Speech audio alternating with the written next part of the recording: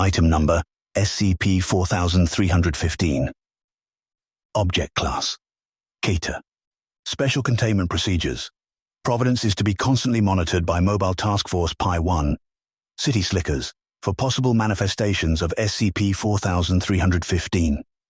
Should an SCP-4315 manifestation occur, the 4315 Joint Task Force 1 is to be deployed with the intent to secure the perimeter of the manifestation and enter into SCP-4315-1 to add a stronger Foundation presence.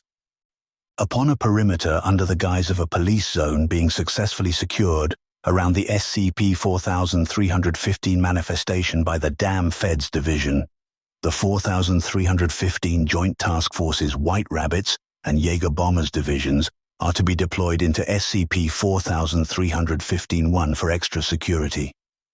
The entirety of SCP-4315-1 is to be contained in a 10 square kilometers militarized zone deemed Site 4315, which has been constructed with the intent to contain SCP-4315-2 instances. Providence is contained within a Castro-Dunlap reality stabilization field engulfing the entirety of the baseline city. Maintenance on the Castro-Dunlap reality stabilization field is to be conducted weekly by maintenance personnel of MTF Lambda 5.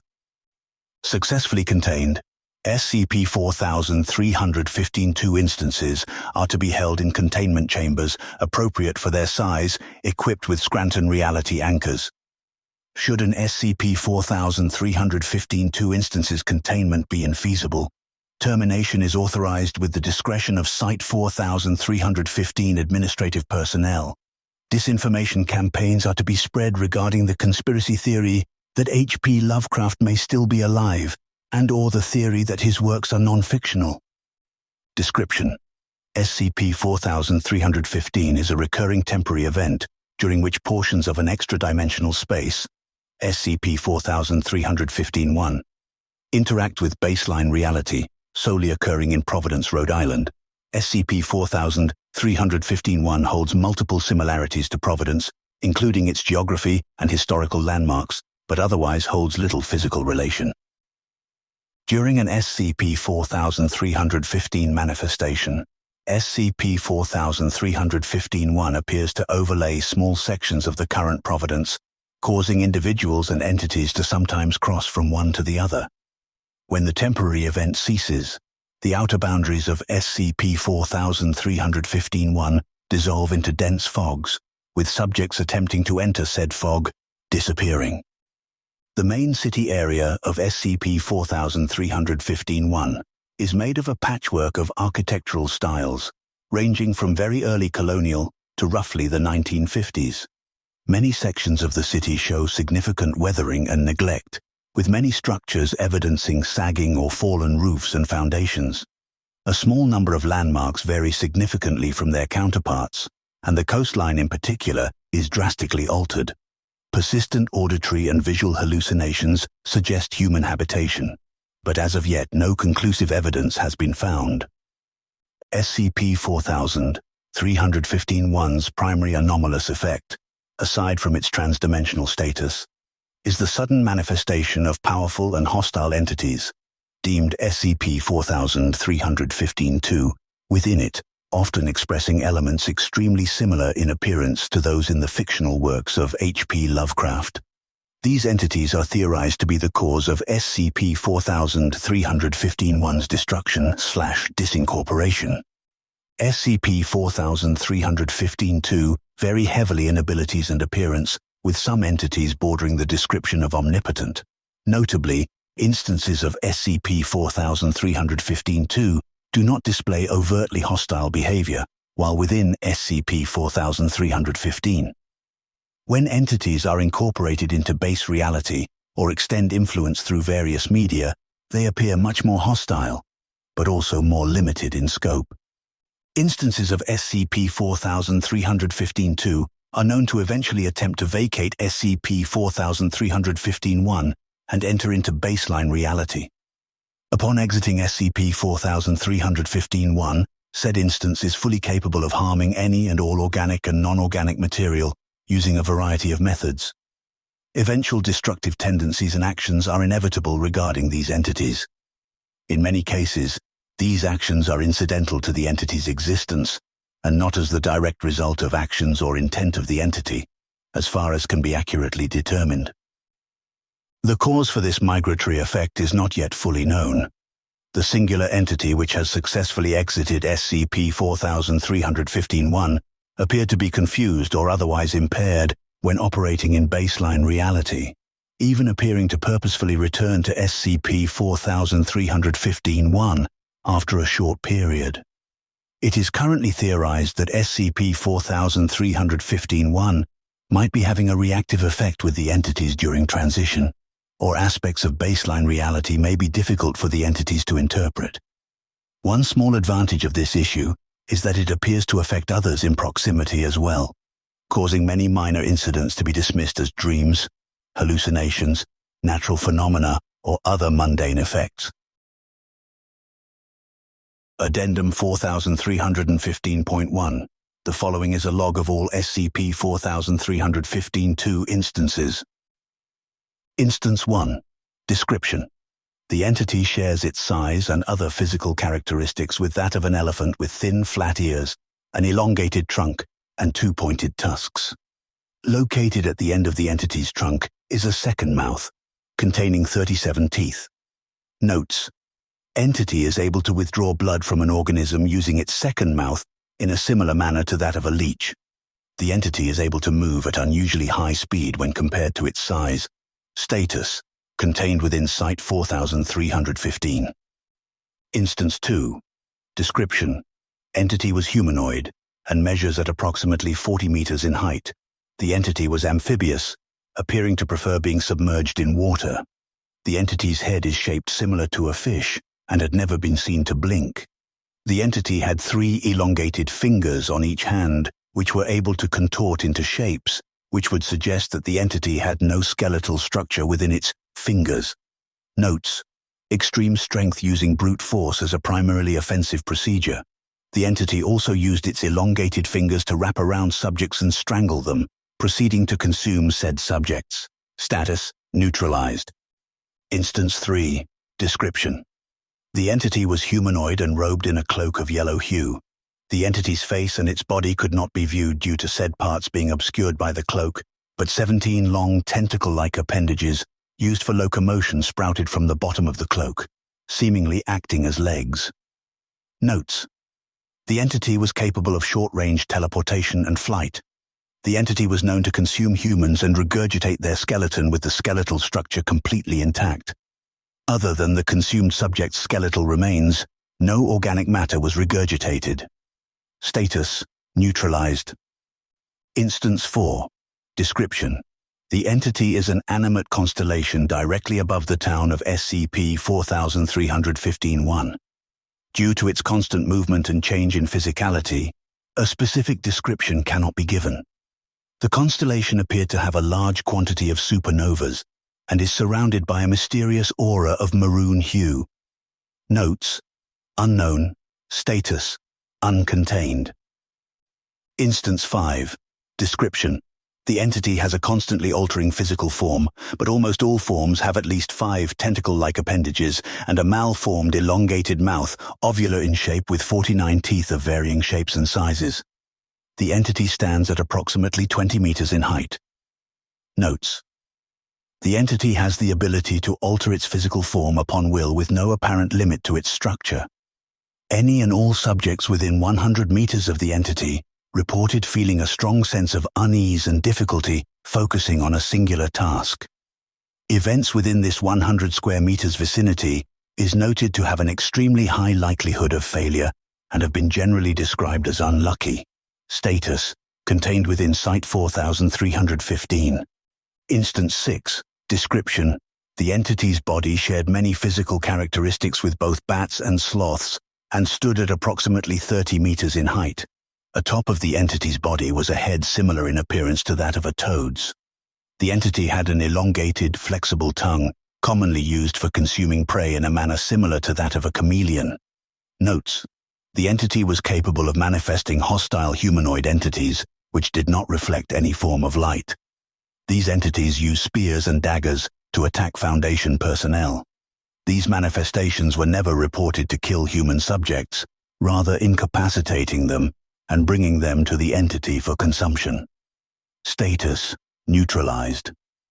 Instance 7. Description: the entity is a humanoid standing approximately 0.5 kilometers in height, displaying both cephalopodic and reptilian characteristics. The entity's anatomy consists of a head similar in appearance to that of the whole physicality of a squid, 2 long, narrow wings capable of flight, and 4 limbs capable of locomotion equipped with pointed claws. Notes: data redacted.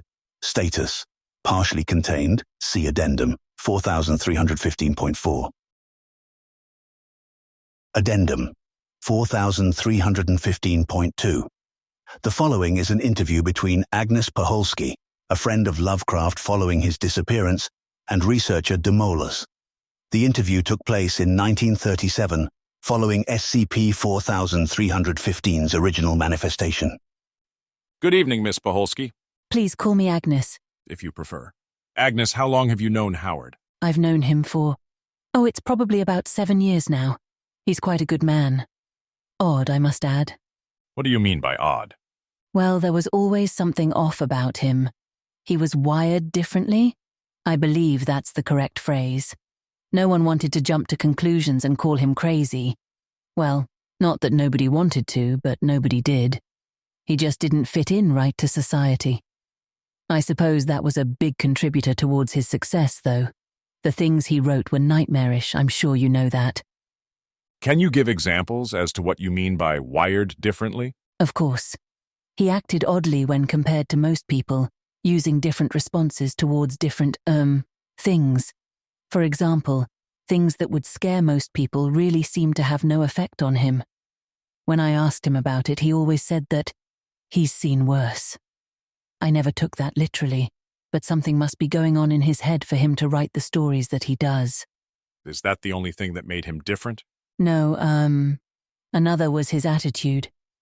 Howard was always so skeptical and anxious regarding even the littlest of things.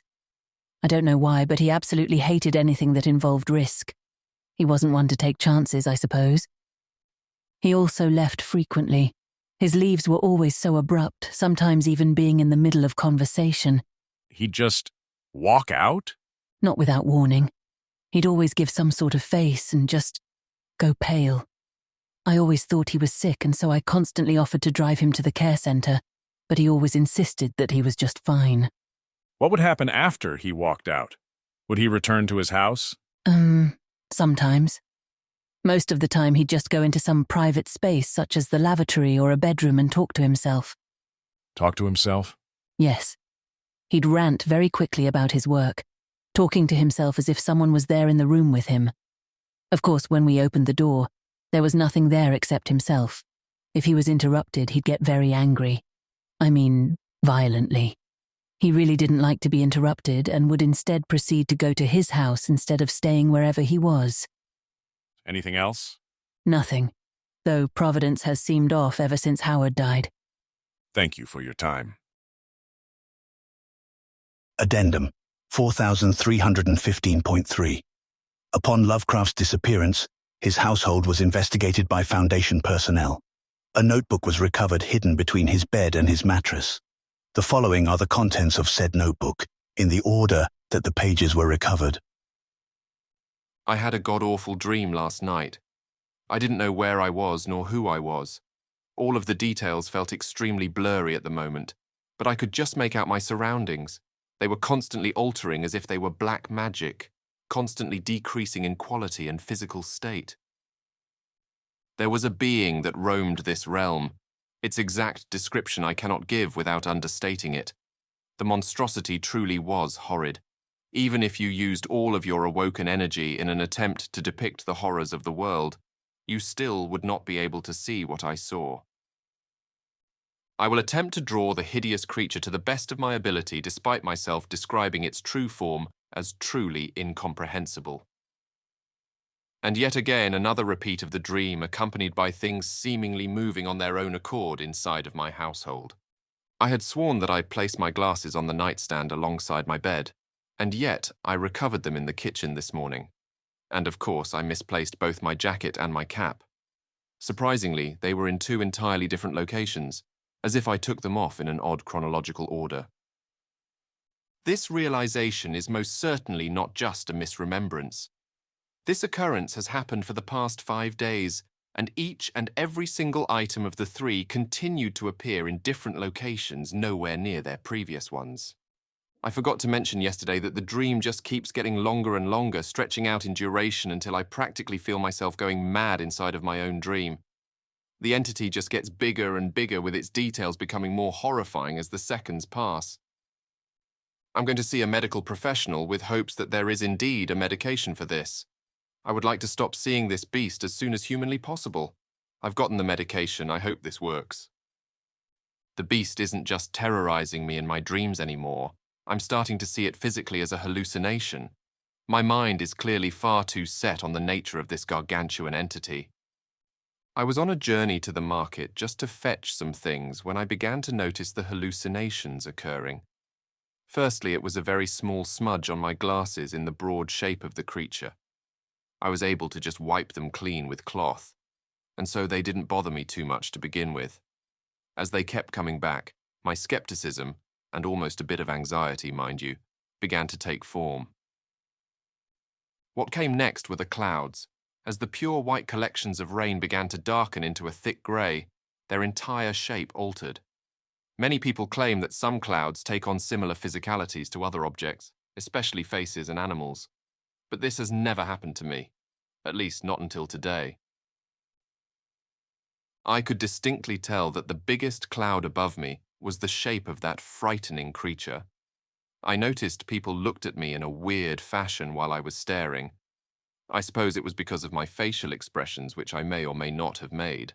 I wouldn't know, as I'd been too distracted as to how this could actually be happening. Clearly, the medication isn't helping. It could be making it worse for all I know. I had a different dream instead of the same one for the past 2 weeks. I would say that change is different, but this nightmare really wasn't any different from the original. This time, I could make out my surroundings, and the entity was a much different one. A being that is an elephant yet a leech at the same time. I simply don't know how to describe it otherwise. It was much smaller than the original entity, but its appearance may be even more horrid. The being was extremely fast, dashing along the road, quickly sucking the blood of anyone other than me. I watched my neighbors' faces go pale as the beast stuck its second mouth into their neck and slurped the warm, iron-scented liquid. Needless to say, they all died. As I began to notice that everyone other than me had become victim of this beast, it was already dashing towards me to finish its entree. Or perhaps I was dessert. I'm not sure, though I woke up before it could get to me. I hope that nightmare doesn't come back. I just want to sleep peacefully. It's safe to say that I am not getting peaceful sleep anytime soon. The nightmares, notice how I've officially stopped saying dreams, just keep recurring, occasionally switching from the original nightmare to the one with the leeching elephant man. Why won't they stop? These nightmares are starting to really take a toll on my mental state. I'm terrified out of my mind and truly don't know what to do, especially after this morning. It was a foggy dawn. The streets were covered in a thick mist that some find aesthetically pleasing. I am one of those people who do, or did. Now I am sticking with the belief that the mist brings only more harm to me and possibly the world around me. I stood on my porch watching cars pass from time to time, only noticeable due to their headlights somehow finding their way through the fog. Unfortunately, headlights aren't the only thing my eyes manage to catch through the thick extra layer to the atmosphere. I began to see shadows moving, lurking only tens of feet away from my humble abode. At first, they were humanoid figures. Yet slowly, the shadows that came and left began to grow more and more disfigured, until they were now positively inhuman. Ungodly visions were what I saw, entities hunched over in the dark mist. They were undoubtedly the exact same figures in my nightmares, at least to begin with. As they continued to come and go, they began to form into things I've never seen before. they were still horrors, disgusting creatures that made snarling noises in the otherwise silent morning. My mind could only attempt to fill in the blanks, and I sincerely believed that my thoughts were nowhere near as horrible as their actual physicality. I eventually decided it would be best to stay inside. I feel that I made the right choice. The fog is gone now. I hope it never returns. I'm starting to feel that these nightmares may not just be nightmares. Recently, the nightmares had been taking forms of my actual experiences, such as the ones with the smudges on my glasses, the clouds, and the thick mist which once covered my yard. Except, soon after, those became what I will be experiencing rather than what I have experienced. My nightmare, or my vision now, I suppose, had the entities destroying cars in the heavy fog while I was in a state of apparent paralysis, unable to move while I watched the vehicles being forcefully steered out of line and into neighboring buildings. One of said people was Agnes. She crashed directly into my front yard, being the first car to actually end up on my property rather than somebody else's. Of course, I wanted to rush out to help her, but unfortunately, I was still in that terrifying state where I could only watch. The next morning, just that happened, except without the monstrosities. As Agnes was driving home, her vehicle steered out of her control and she slammed into my new fence, coming to a stop when the front of her car hit my porch. When she did it, I wanted to rush out and assist her, but I was in a state of shock, just like during my nightmare vision. She yelled for my help, and yet, no matter how hard I tried, I couldn't move a muscle, only blink. After about 10 seconds, I could move again, and I rushed to help her. Agnes is fine now. It's simply impossible for these to just be nightmares. They are visions, I know it. I've had the most frightening vision yet. All of the shadows I previously saw in the mist had their absent characteristics filled in, and each and every single one of them was absolutely horrendous. This time they spoke to me, gave me their names in this order: Chauner Fawn, Dagon, Hastur, Azathoth, Nyarlathotep, Shub-Nigrath, and, mind you, this entity was the first I saw, Cthulhu. Before they spoke gibberish that sent a fear reflex all throughout my body, and yet this time they spoke perfect English, but only with words that held a heavy negative connotation. They threw insults left and right, up and down, and yet they all found their way to burrow a special spot in my brain. What seemed to scare me most is that they knew my name and knew my works I've been doing based off of them. They said I simply used them for entertainment, which, to an extent, is true. But that entertainment was meant to be a warning. Ever since Agnes crashed and the fog incident, I officially knew that these weren't simply my brain doing something for itself while I slept. I woke up sweating when Azathoth suddenly consumed me without warning. I don't know what's happening, but I must tell somebody, not Agnes. Her poor elderly heart wouldn't be able to take it. I had the same dream, but instead of Azathoth consuming me, they continued to talk to me, in a threatening tone, of course. It's not the fact that these beings could attack me in my head. Notably, they constantly referred to it as the Dreamlands. Rather, the fact that they said they simply chose to limit themselves to me due to my twisted mind, and I'm beginning to bore them. Nobody likes to be bored, that's a simple and well-known fact. So when extremely powerful entities begin to get bored with tormenting a singular individual, they choose to go to the masses. At least, this is what they're doing now. Or at the least, that's what they threaten to do. These entities seem to have an influence on our world when they haven't even directly taken a singular step into it. So what happens when these entities leave the Dreamlands and enter this world? On second thought, I don't want the answer to that question. I'm having an extremely powerful impulse surging through my body that tells me that, since these entities originate from and currently reside in the Dreamlands, they're only as powerful as most people imagine them to be. If this is true, then they're still absolutely powerful, and yet nowhere near as powerful as they are in the Dreamlands. I simply couldn't write about them accurately, and in turn that helped us, but at the same time it hurts us. If I would have just made them weaker before publishing. Alas, I simply wrote using the words I could get closest to their description. That was a mistake.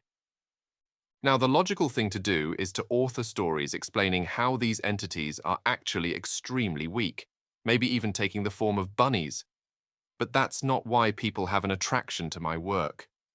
The attraction comes from the absolute horrors that I describe, not the cute little bunnies I may or may not write about. Most people know these entities and how powerful they are I describe them to be, and there's no way that people will rewrite the Dreamland's entities within their head to make them weaker, because that's simply not much fun. Because of humanity's horrible want for writing about eldritch horrors and omnipotent killing machines, I can't find the word, but I'm hopeful, and yet quite doubtful, that humanity will somehow make it out of this. This is it. Judgment Day. The day that they said they would exit the Dreamlands into our world. I'm anxiously awaiting their arrival, and I simply hope that humanity will be okay. Addendum 4315.4. On date redacted. An instance of SCP-4315-2, specifically SCP-4315-7, managed to fully breach containment and enter baseline reality from SCP-4315-1. Due to the report of a containment breach within Site 4315 prior to the instance's immigration, Providence was evacuated by Foundation personnel alongside the United States National Guard, Unusual Incidents Unit, and other American government representatives. The evacuation took place under the guise of NASA, purposely falsely proclaiming that an unidentified massive piece of space debris was going to hit Providence and cause extreme damage. Following the evacuation of Providence, a specialized cognitohazard was released to cause individuals to see an unidentified object in the sky with an apparent direct collision course. Said cognitohazard was to then envision that the space debris would indeed hit Providence, allowing a public explanation for the possible damage of the SCP-4315-2 instance's escape. Accessing sealed O5 recording. Here we are again. Another mistake, another explanation message. I'm sure you know the drill. Unfortunately, the people that walk the earth aren't as stupid as we'd like them to be. They ask questions and have an urge to snoop into things that simply don't click. There really was nothing we could do to make this one click. I'm going to skip the BS and get straight to the point. Cthulhu is the one that made it out of SCP-4315-1. The Lovecraftian horror that everyone is familiar with managed to leave SCP-4315-1 and cause some serious harm to Providence. Anyone who's seen the damage has been able to tell that a simple meteor or asteroid or whatever wasn't going to be able to do this. It wasn't a crater like it should have been. It was fire, crumbling buildings, scratch marks. Surprisingly, or maybe not surprisingly, none of that is actually what caused the public to begin to question things. People heard roars, gunshots, explosions. There was no definite evidence. We managed to dismiss it as fake via AIAD projects logging into the conspiracy theorists' social media accounts and saying that it was all fake and how we managed to repair Providence and the such. But if this got out to just even a few more hundred people, the masquerade really could have begun to crack. This was a seriously close call. With the way Lovecraft described what he saw, what we've seen, even with this situation, isn't even the beginning. The worst is yet to come. And yet, we just barely managed to hide Cthulhu from the public. The O5 Council is working on methods to try and prepare for another attack such as this, but there really isn't a way to completely hide it. We just have to hope that, with Cthulhu contained once again, we've got them all.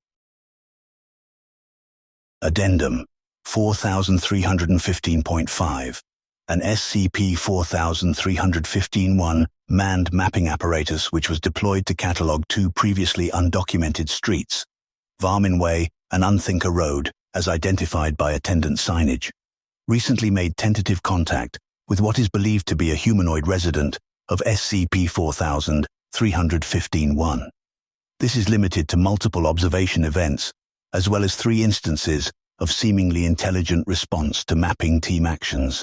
The subject remains unidentified, wearing a mixed assembly of cloth and garments, and it is not yet certified the subject is indeed human. Research is ongoing to determine if the figure is a manifestation of SCP-4315-2 or indeed a human resident. However, recently acquired materials appear to indicate the subject is likely descended from baseline reality, or no more, than one standard deviation on the Q-Orn scale of reality distortion. Recovered items are as follows: 10 pages of parchment paper, indeterminate manufacture, 2 pages of foolscap, mid-18th century, 1 quill pen, improvised, albatross feather, 1 milk bottle filled with squid ink, species unknown. Items were recovered from under an overturned boat hull, lodged between 2 buildings located 0.5 kilometers from any source of water. Recovered items contained text, much of it damaged and transcribed in varying dialects and spellings of English, Latin and French. Translated passages are as follows. I can't describe it to you how it feels. Like a rotten tooth, those sharp, searing, sweet, painful edges. Agony to even brush against, yet you can't stop tonguing it, surging pain throughout yourself endlessly, lancing up through your eyes and down your throat. That, but so much more, and it's just Iafthgan looking. They beg to look, but they're quiet. Oh, so quiet, but you can't help but wonder about that curve, that sound, that song. Sea spray and rolling winds, and then something like a muton of water. But it moved against the tide, and then we saw the Fifthgan rubbery, rolling like the water, like some waterlogged corpse, but alive, and massively. I live as a rat in the walls of reality, ever fearful of the true masters of the house guessing my presence, the worst of this being that I don't know if it's ever been otherwise. Burn one's eyes to ash just to see, staring like an addict into the sun, to burn away the sight, to purify it somehow, but they feign sight, so much worse than just human eyes, so much more flexible and... We cannot fthan things, even as they watch us. It is flattering to Iflugla as toys, or pawns, but this is folly. Those things Fthganya value and would be missed or mourned when lost. Even food takes Yanira us, being of some value. We are as dust, forgotten at best, peevishly brushed aside at worst. Our works, our sun, our lives, our souls, dust. Somewhere else today, and saw sun, but it wasn't mine. And then something with knives for a soul cut through the wall and wanted to accompany me, and I fled and fled even when it started to cry. Grinding, grinding, grinding, grinding like a baby crying. I do not know if they truly seek blood, but I do.